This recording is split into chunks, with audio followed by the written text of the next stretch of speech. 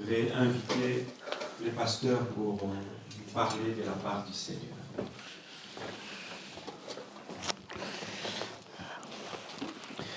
Quelques annonces pour commencer. Tu as les dias? Ça va bien. On les a trouvés.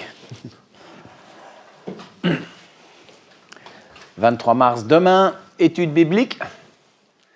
Donc, comme d'habitude, on se retrouve ici à 19h dans la salle du fond. Pour ceux qui veulent le suivre en ligne, c'est faisable aussi. Si vous ne recevez pas le lien Zoom, dites-le moi et je vais m'assurer que vous le recevez. Le 3 avril, dans 2 semaines, on va avoir un week-end de malade. On commence à avoir l'habitude. Hein. Week-end de Pâques, il va être béni. Un peu fatigant peut-être, mais ça va aller. Donc le 3 avril à 19h, nous allons avoir notre culte du vendredi saint. C'est une habitude que nous avons.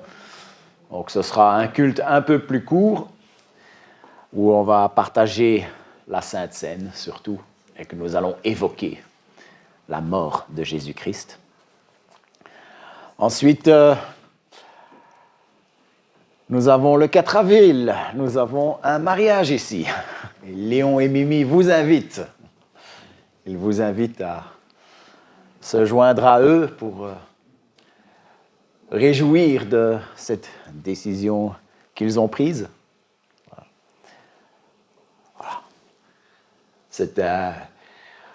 J'ai parlé avec Léon et Mimi quand ils sont arrivés dans notre assemblée. Voilà. Parlait de où ils en étaient. Voilà. Ils étaient mariés au pays, mais le mariage n'avait pas été officialisé ici. Donc ils ont décidé de le faire, et puis une chose menant à l'autre, ils ont décidé d'aussi faire une cérémonie religieuse et une petite fête. Je crois que les enfants y étaient pour quelque chose aussi, hein, je pense. Oui. Ce qui fait que, voilà, nous avons pu nous réjouir, puisqu'ils ont voulu joindre Dieu, même si Dieu fait partie de leur couple depuis le tout début, et que ce mariage était bien officiel, mais pas en Belgique. Donc, nous allons pouvoir nous réjouir de cela, et de pouvoir célébrer ça ensemble. Nous avons... donc, ça, c'est pour le 3 avril. L'invitation est sur le groupe WhatsApp. Si vous n'avez pas WhatsApp, dites-le moi, je peux vous le faire parvenir par d'autres moyens. Le 5 avril, donc, nous avons notre culte de Pâques. Oui, oui. C'est à quelle heure? À 16h. C'est juste, Mimi? C'est juste 16h, hein? Oui. Oui. Et ça se passe ici. On m'a dit qu'il y a vraiment eu très peu de mariages dans cette salle. Ben, on va en avoir deux années de suite. Gloire à Dieu. Le 5 avril, culte de Pâques, plus Agape. Vous savez comment ça... Ça, je pense que je n'ai pas trop besoin de rappeler hein, quand il s'agit de manger. Ça. Vous êtes tous tellement doués, il y a tout ce qu'il faut. Donc, vous emmenez un plat que vous faites bien, puis nous allons célébrer Pâques ensemble. Suivi par un moment convivial, un repas en communauté. Nous allons pouvoir nous réjouir de la communion fraternelle que Pâques nous permet d'avoir. Alors les règles, le pasteur y mange en dernier. Et personne ne prend de deuxième assiette tant que le pasteur n'a pas mangé. Voilà. Le 5 avril, nous allons aussi avoir nos offrandes missionnaires. Cette semaine-ci, comme toutes les semaines, nous avons nos offrandes régulières aussi. Donc, nous ne passons pas avec l'assiette dans les rangs. Nous avons les 2 urnes, une près de la porte, une près de la sono. Vous pouvez faire vos dépôts en espèces qui sont relevés dans les règles de l'art et intégralement reversés pour le fonctionnement de l'Église. Et si vous voulez, il est aussi possible de verser sur le compte en banque directement. Ordre permanent, comme ça, vous n'avez même plus besoin d'y penser. Et ensuite, juste une annonce, ça c'est pour les parents d'ados. Les ados, ils sont à côté en train de préparer le culte de Pâques.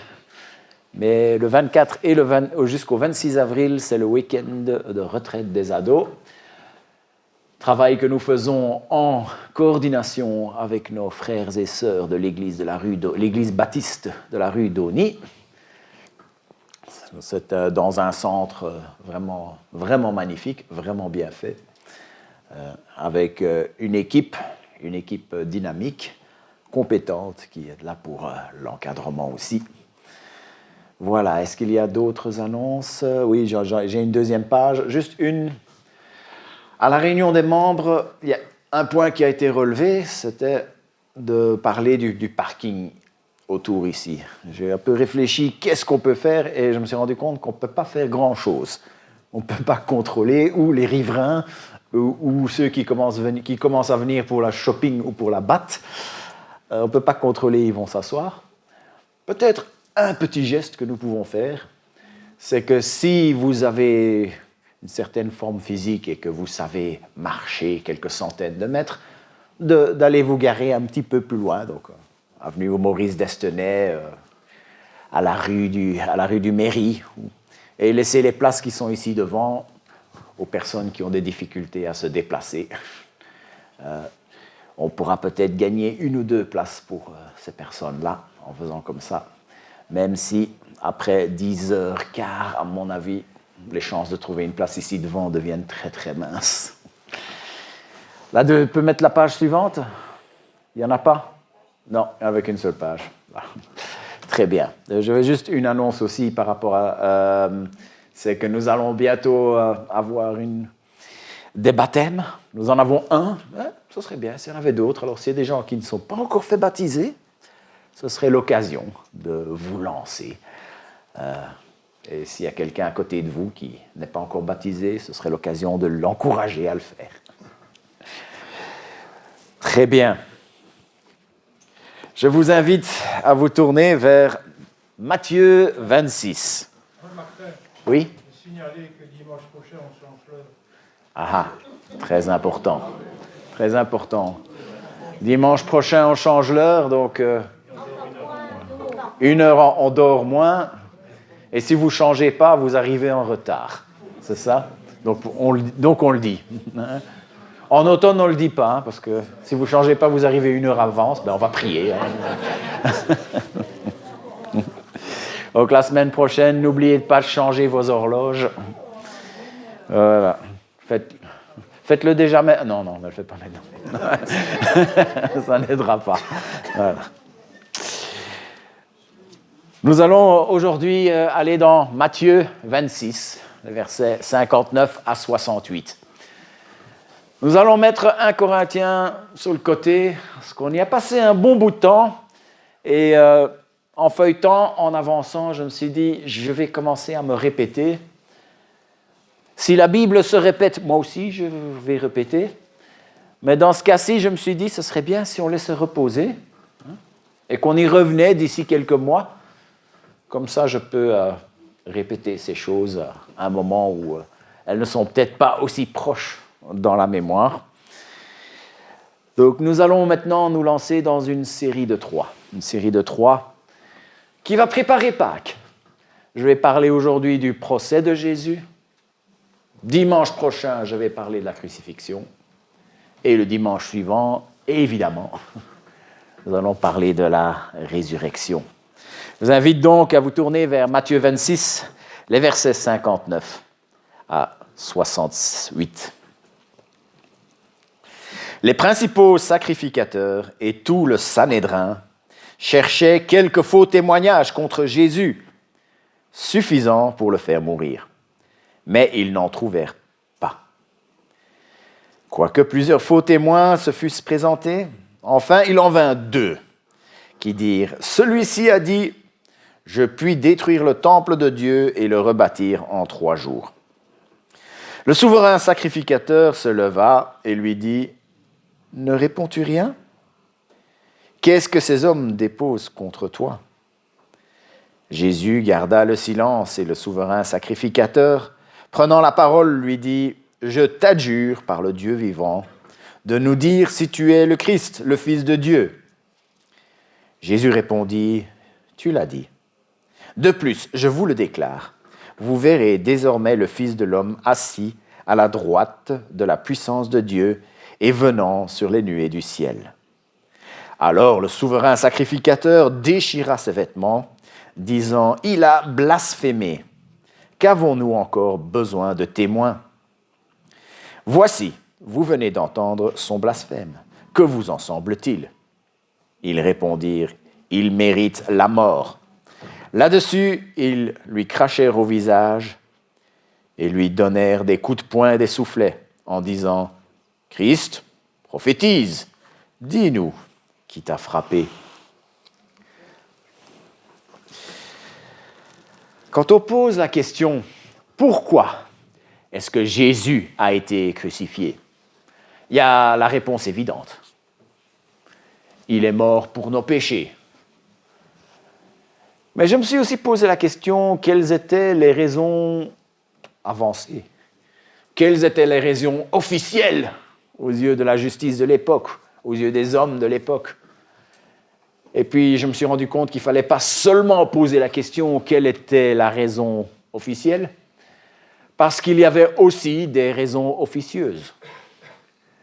Il y avait des raisons qui ne pouvaient malheureusement pas être avancées, mais c'était réellement ce qui était voulu.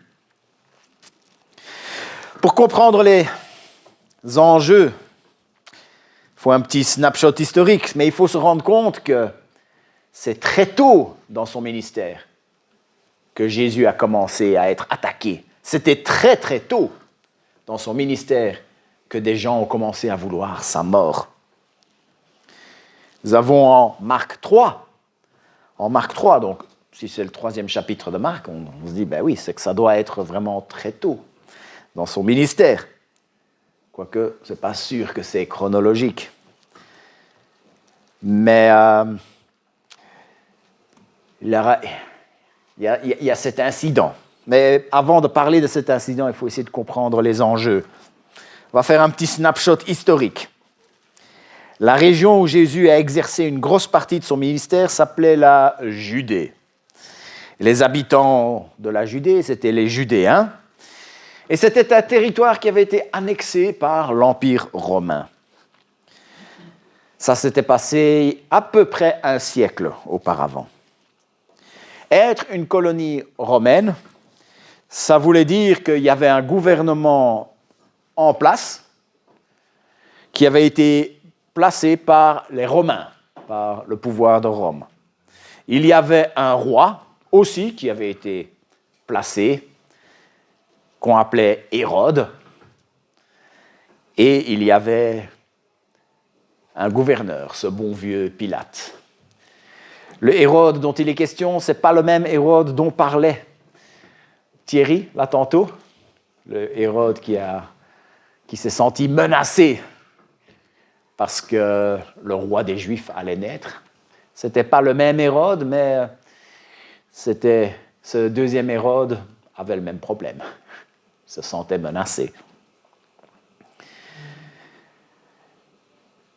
Les Judéens devaient payer un tribut à Rome, un assez lourd tribut.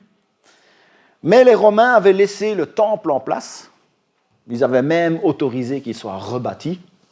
Et apparemment, c'était un bâtiment magnifique. On voit un jour les disciples dire « Regardez ces belles pierres ». Et ils avaient laissé le culte de Yahvé en place. Les Juifs pouvaient pratiquer leur religion. Et les Romains avaient même laissé aux autorités religieuses une certaine autorité, un certain pouvoir. Ils avaient le droit d'imposer leur législation, mais ils ne pouvaient pas condamner à mort et ils ne pouvaient pas procéder à des exécutions. Oui, c'était très tôt dans son ministère que Jésus était un problème et que ses autorités ont voulu sa mort. Voit dans Marc 3, Jésus avait acquis une certaine notoriété par les guérisons qu'il avait réalisées. Il était aimé des masses, mais il n'était pas aimé des personnes qui voyaient leur pouvoir menacé. Ils se sont donc mis à le surveiller pour le prendre en défaut. Et c'est là qu'il entre dans une synagogue, qu'il voit un homme malade et il le guérit. C'était en plus un jour du sabbat. Et Jésus, il n'a pas été pris au dépourvu, parce qu'il savait très bien ce qui se passait. En Marc 3,6, les pharisiens sortirent et se tinrent aussitôt conseil avec les Hérodiens sur les moyens de le faire mourir. Il y a quelques mots qu'il faut définir ici. Les pharisiens, c'était les membres d'un genre de parti politique religieux qui avait beaucoup de pouvoir. Et ils avaient beaucoup d'influence. Et une de leurs caractéristiques, c'était une observation hyper stricte de la loi. Et dans chaque ville, chaque village, il y avait un petit groupe de pharisiens qui faisaient en sorte que cette loi était respectée. Ils mettaient la pression. Et puis, il y a les Hérodiens. Les Hérodiens, c'était un autre parti. C'était ceux qui s'alignaient avec l'occupant. Ceux qui s'alignaient avec le colonisateur, avec Hérode, le roi qui avait été mis en place par les Romains. Pour les pharisiens, guérir un jour de sabbat, c'était tellement grave que Jésus méritait déjà plus de vivre. Ils avaient du pouvoir, mais pas assez pour ordonner la mise à mort. Ils ont dû négocier avec les Hérodiens locaux pour pouvoir arriver à leur fin. On voit bien qu'ils n'y sont pas arrivés là, ce jour-là. Mais la machine avait été mise en route. Jésus, lui, il ne rejetait pas la loi. Il a bien dit, je ne suis pas venu abolir la loi, je suis venu l'accomplir. Mais ce qu'il dénonçait, c'était cette religiosité qui avait pris tellement de place et qui avait transformé cette loi en un fardeau qui était devenu trop lourd à porter.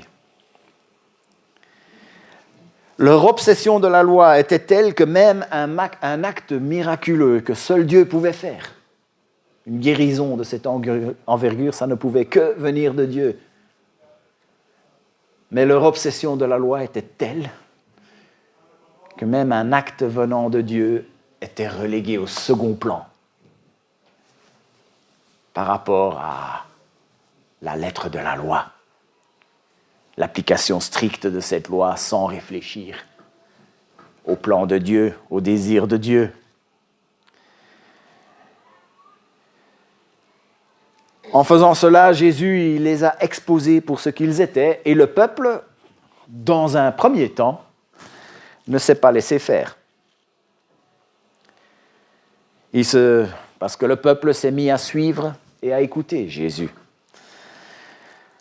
Ils se sont mis à... Les chefs religieux étaient déjà en train de se rendre compte qu'ils étaient en train de perdre le peuple. Et ils se sont mis à suivre, à écouter Jésus. Ils se sont mis à se dire, aïe, aïe, aïe, on est en train de perdre notre pouvoir, on est en train de perdre notre influence. Ensuite, il y a eu un deuxième chef d'accusation, celui qu'on trouve dans Jean 5, versets 17 et 18. Cependant, Jésus leur répondit, « Mon Père est à l'œuvre, jusqu'à présent, moi aussi je suis à l'œuvre. » Voilà pourquoi les Juifs cherchaient encore plus à le faire mourir. Parce que non seulement il violait le sabbat, mais il appelait aussi Dieu son propre Père, se faisant lui-même égal à Dieu. La deuxième raison que les chefs religieux voulaient la mort de Jésus, c'est parce qu'il se disait fils de Dieu. Je me suis rendu compte qu'il faudrait que j'explique un petit peu plus de ce que ça veut dire être le fils de Dieu. C'est pourquoi je vais faire une parenthèse assez longue sur la signification de ce que c'est, fils de Dieu. Parce que je pense que c'est primordial, c'est quelque chose que nous devons absolument comprendre. Jésus, il n'est pas le fils de Dieu de la même manière que Martin, il est le fils de Edwin. Ce n'est pas la même chose.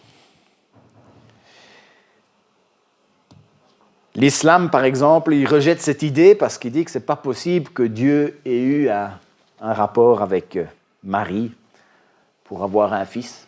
D'ailleurs, une fois quand j'étais une fois dans un pays du Moyen-Orient et j'étais assis dans un café à discuter de ma foi.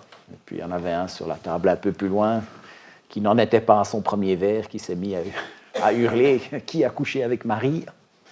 Ce n'étaient pas les mots qu'il a utilisés. Mais c'était vraiment, voilà, c'était problématique pour eux. Et ils disent non, ce n'est pas possible que Dieu ait eu un rapport avec Marie pour avoir un fils, et c'est vrai. Ce n'est pas comme ça que ça s'est passé. Et ce n'est pas non plus dans ce sens-là que Jésus est appelé le Fils de Dieu. Jésus est le Fils de Dieu dans le sens qu'il est Dieu manifesté en forme humaine. Il est aussi appelé la parole. Quand Dieu a voulu s'exprimer envers l'humanité, il l'a fait en devenant l'homme, Dieu, le Fils de l'homme, le Fils de Dieu. Jésus de Nazareth, Jésus qui est marché parmi nous pendant une petite trentaine d'années. Il a fait sous la manifestation humaine l'homme Jésus-Christ, la parole, le Fils Jésus-Christ, la parole, le Fils Jésus-Christ sont une et la même personne. Jean 1:1, au commencement, la parole existait déjà. La parole était avec Dieu et la parole était Dieu. Jean 1:14, et la parole s'est faite homme, elle a habité parmi nous, pleine de grâce et de vérité, et nous avons contemplé sa gloire, une gloire comme celle du Fils unique venu du Père. Pour les gens de l'époque, c'était clair. Quand Jésus disait qu'il était Fils de Dieu, c'est qu'il se faisait l'égal de Dieu. Et historiquement, c'est une des doctrines les plus attaquées, celui du fait que Jésus est le Fils de Dieu, que Jésus est Dieu. Il y a des passages dont le sens a été tordu pour faire dire autre chose. On a bien voulu faire de Jésus un espèce d'être supérieur. Oui, d'accord, il est supérieur à nous, mais on a voulu le faire inférieur à Dieu. Colossiens 1:15, le Fils est l'image du Dieu invisible, le premier-né de toute la création. On vient nous dire, s'il est le premier-né de toute la création, c'est qu'il a eu un début, qu'il a été créé. Il y a le site web God Questions l'explique plutôt bien. Notez que Jésus est appelé premier-né et non le premier créé. Le terme premier-né, en grec prototokos, signifie la priorité. Dans la culture du Proche-Orient ancien, le premier-né n'était pas nécessairement l'enfant le plus âgé. Le terme premier-né ne faisait pas référence à l'ordre de naissance, mais au rang. Le premier-né détenait l'héritage et la direction. Et on le voit dans la phrase suivante qui vient après ce verset. Toujours le contexte. Toutes choses ont été créées par lui et pour lui. Jésus n'est donc pas créature, il est créateur. Il est l'égal de Dieu, il est Dieu lui-même. Un autre passage dont le sens a été tordu pour minimiser la divinité de Christ, c'est Hébreux 1:5. En Hébreux 1:5, il cite les psaumes, où il dit « En effet, auquel des anges Dieu a-t-il déjà dit « Tu es mon fils, je t'ai engendré aujourd'hui, et encore je serai pour lui un père, et il sera pour moi un fils. » Quand on pense au mot « engendrer », on pense à quelqu'un qui donne naissance à un enfant qui, avant cette naissance, n'existait pas, mais qui commence son existence. Mais ce n'est pas ce qu'il est en train de dire ici. Si je devais résumer tout le livre de Hébreux en une phrase, serait que Jésus est supérieur à tout et seul capable de sauver. Il dit que Jésus il est un meilleur temple, il est un meilleur prêtre. C'est d'ailleurs le passage que Thierry a lu là tantôt, où Jésus est notre grand prêtre. Et il fait ce que le grand prêtre qui était en fonction à l'époque, encore à l'époque, ne pouvait pas faire. Il dit que Jésus est un meilleur prêtre, il est meilleur que les prophètes, et il commence par dire qu'il est meilleur que les anges. Et c'est dans ce contexte-là, quand il parle des anges, qu'il cite ce verset. « Tu es mon fils, je t'ai engendré. » C'est parce que les anges ont été créés. Christ a été engendré. Tout comme Dieu le Père, le Fils, il est incréé. Toi, moi, je vais devenir un peu ontologique ici, je vais essayer de parler le plus simplement possible. Toi et moi, nous avons tous été causés. Et la chose ou la personne qui m'a causé, ou on peut même prendre des objets inanimés, la chaise sur laquelle vous êtes assis, elle a été causée. La chose qui a causé cette chaise a été elle-même causée, qui elle-même a été causée, et puis on peut remonter. Alors si on pense qu'il n'y a que le matériel qui existe, il faut qu'il y ait une infinité de causes pour en arriver à cette chaise sur laquelle vous êtes assise. Philosophiquement, ce serait bien plus logique de penser qu'il y a une cause première. Donc, on reprend le raisonnement. La chaise sur laquelle vous êtes assise, elle a été causée. La chose qui a causé la chaise a été causée, qui elle-même a été causée, et on remonte, et puis à un moment donné, on arrive à une cause première.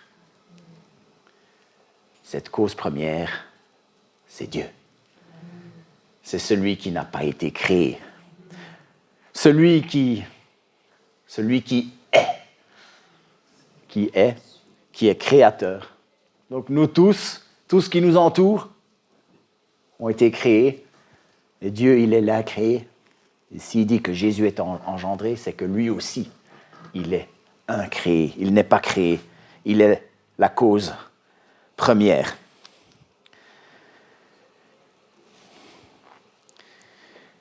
Le Père et le Fils sont incréés. Ils sont créateurs et non créatures. Prends un petit exemple. Si jamais vous m'entendez dire « c'est trop fort », si vous avez peut-être en dessous d'un certain âge, vous allez comprendre qu'en fait, je suis en train de dire que je suis impressionné par quelque chose. En général, les gens comprennent ça. Si je dis « c'est trop fort », les gens comprennent. En fait, je suis en train de dire que je suis impressionné. À l'époque, si quelqu'un disait « je suis le Fils de Dieu », tout le monde comprenait qu'il était en train de se faire l'égal de Dieu. Tout le monde comprenait qu'il disait « je suis Dieu ». D'ailleurs, et pour les chefs religieux de l'époque, c'était un blasphème. Et la personne qui prononçait ces paroles ne méritait pas de vivre. On peut même dire la même chose par rapport à cette déclaration. À un moment, il a dit « Avant que Abraham fût, je suis ». Si je suis un être, ça veut dire que quelqu'un a fait en sorte que je sois. Je suis parce que quelqu'un a fait en sorte que je sois. Mais quand il a dit « avant qu'Abraham ne fût, je suis », c'est parce que son être, il le reçoit de personne. Son être, il est en lui-même, parce qu'il est l'être. C'est d'ailleurs la signification du nom Yahvé. Dire ça à l'époque, c'était clairement se dire Dieu. Avant qu'Abraham ne fût, je suis. D'ailleurs, c'était tellement clair qu'une folie meurtrière s'est emparée de ses opposants. Ils étaient prêts à faire fi de toute la procédure et procéder à l'exécution sans forme de procès. Ils ont ramassé des pierres et ils ont cherché à lui lancer. Et il a réussi à s'éclipser. D'ailleurs, un de mes pasteurs, de l'époque où j'étais j'étais en train de voyager sur les 7 mers. Me disait, c'est le pasteur sud-africain Peter Nicol, il disait, c'était comme s'il était divinement caché. On voit ces gens qui cherchaient la mort de Jésus, et parfois des foules entières, et que lui, il glisse entre les doigts. C'est comme si Dieu l'avait peut-être rendu invisible, ça on ne sait pas. Il ne rentre pas dans les détails là-dessus, donc je ne peux pas aller plus loin par rapport à ça, mais Dieu agit pour que ces gens n'arrivent pas à leur fin.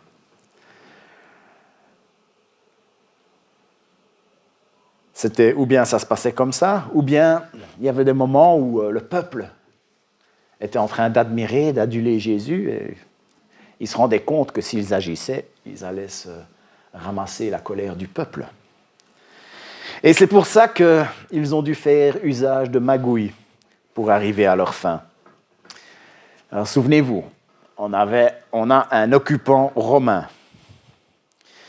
Il fallait le feu vert du gouverneur qui était mis en place par les Romains pour pouvoir procéder à une mise à mort. Ce bon vieux Pilate. C'est pour ça qu'une autre accusation a été formulée.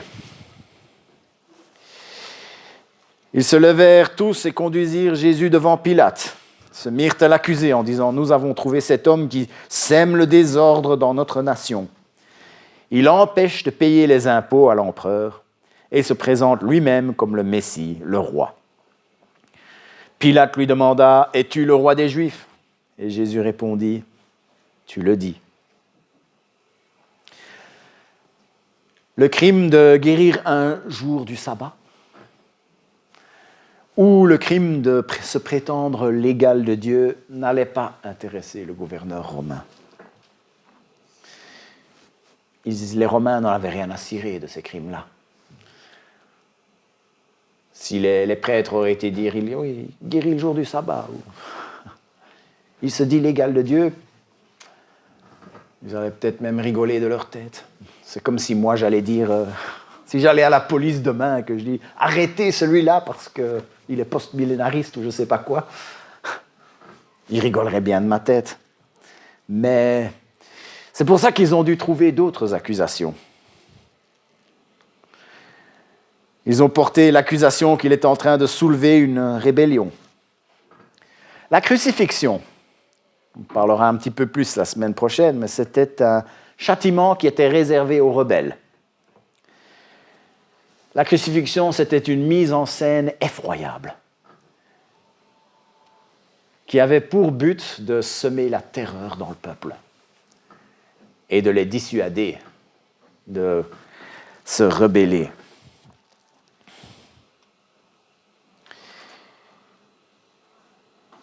Pilate, il entend toutes ces accusations. Et si on lit la suite, on voit bien qu'il n'est pas très convaincu. Et il se dit, je ne le vois pas soulever des masses, d'ailleurs. Il est même dit à un moment que Pilate savait que ce n'était par envie qu'ils avaient livré Jésus. Jésus, il avait peut-être dit, es-tu le roi des Juifs? Et il a dit, tu le dis. Une façon de dire oui. Jésus, il avait peut-être avoué qu'il se disait le roi des Juifs. Mais même avec ça, Pilate savait que ce n'était pas quelqu'un qui allait soulever une révolte. Et s'il était le roi, c'est parce que dans le nouveau royaume de Dieu, c'était lui qui allait être le dirigeant. Il a donc fallu une raison officielle pour le faire mourir. Et donc on l'a accusé d'être quelqu'un qui soulève le peuple.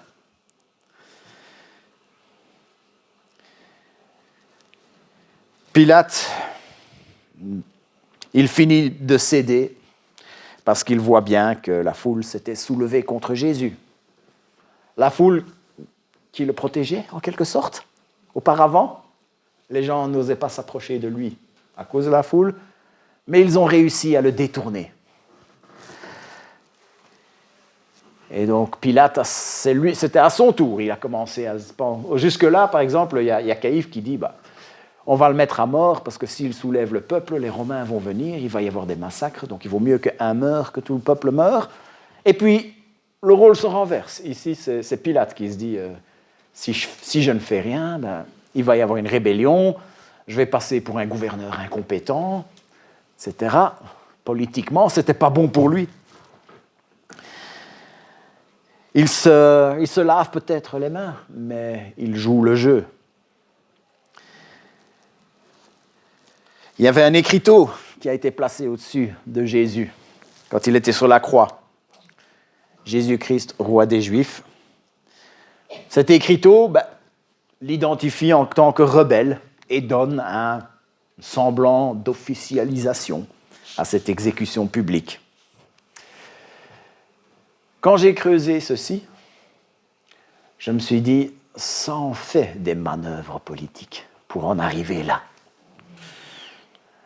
Je me suis dit, ça en a fait des magouilles pour en arriver là.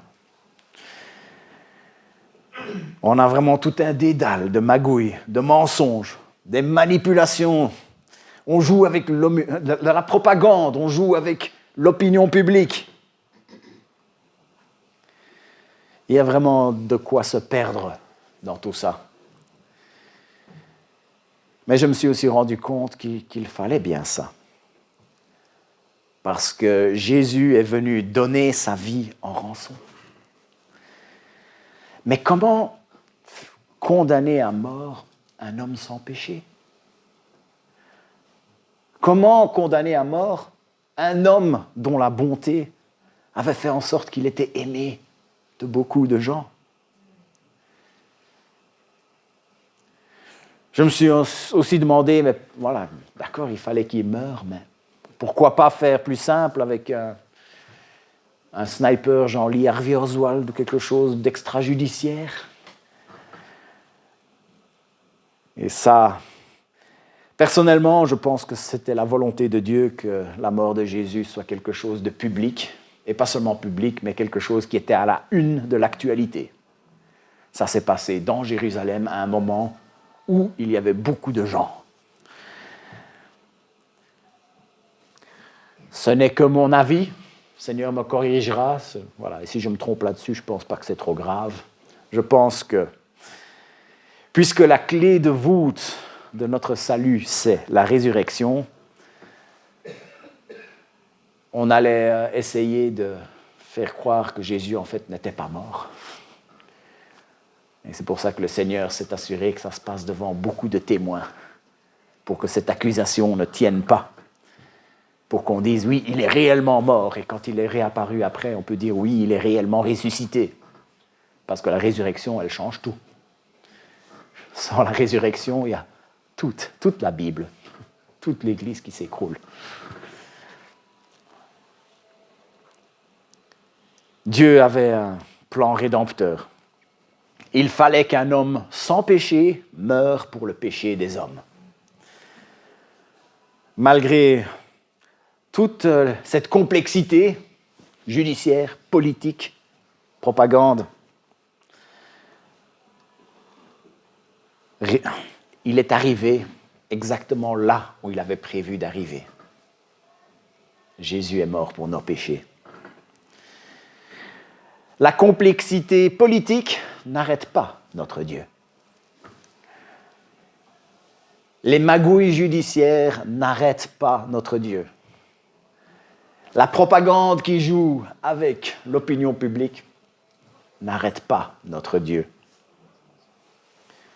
Souvenons-nous de ça la prochaine fois qu'on regarde un journal télévisé et qu'on déprime. Comme l'a dit Thierry tantôt, l'homme démarre les guerres, Dieu sait quand il va les arrêter, quand elles vont s'arrêter. La complexité politique n'arrête pas notre Dieu. Rien n'arrête notre Dieu.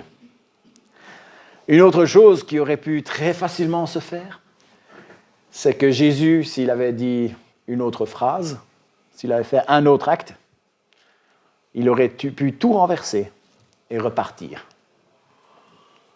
en liberté, en forme.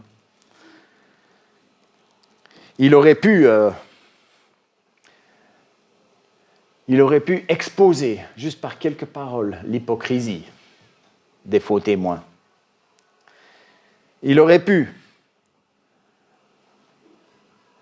rappeler à tous par ses miracles qu'il faisait que ce que seul Dieu pouvait faire.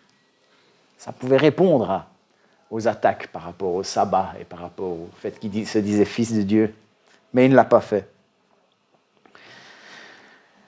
Jésus aurait pu tout simplement expliquer à Pilate.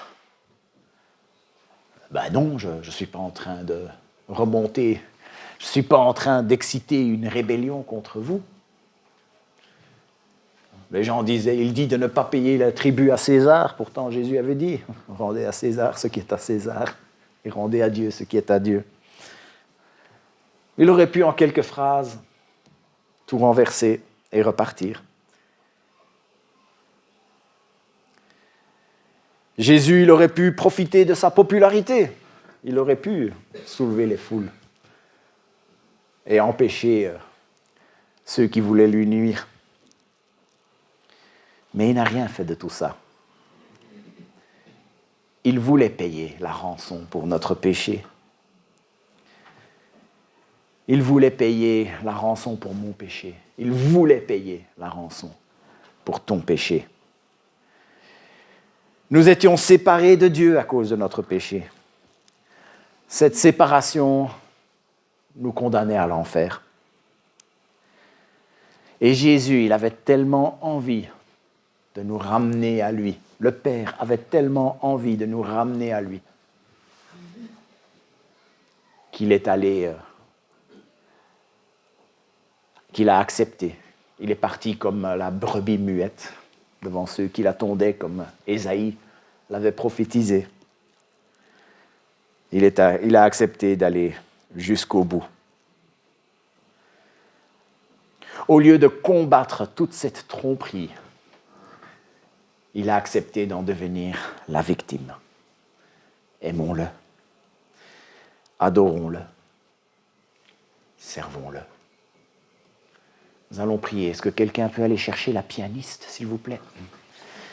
Seigneur notre Dieu, nous avons vu ce qui s'est passé, comme dit le chant. Est-ce que tu étais là quand ils ont crucifié mon Seigneur? Nous n'étions pas là physiquement, mais nous étions dans ton cœur, Seigneur. C'est à cause de notre péché que tout cela t'est arrivé. C'est une énorme injustice qui a eu lieu ce jour-là. Mais une injustice que tu as acceptée pour pouvoir accomplir ta justice. Une injustice que tu as acceptée pour que nous puissions être justifiés. Seigneur, que cette œuvre magnifique, l'œuvre de la croix, puisse être quelque chose qui nous pousse à t'aimer encore plus. Que tout ce qui a été accompli, tout ce que tu as laissé faire, toute cette souffrance que tu as subie, puisse nous motiver à encore plus t'adorer.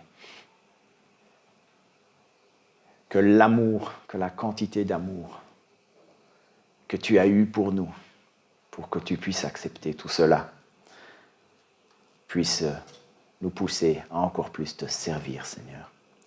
Au nom de Jésus. Amen.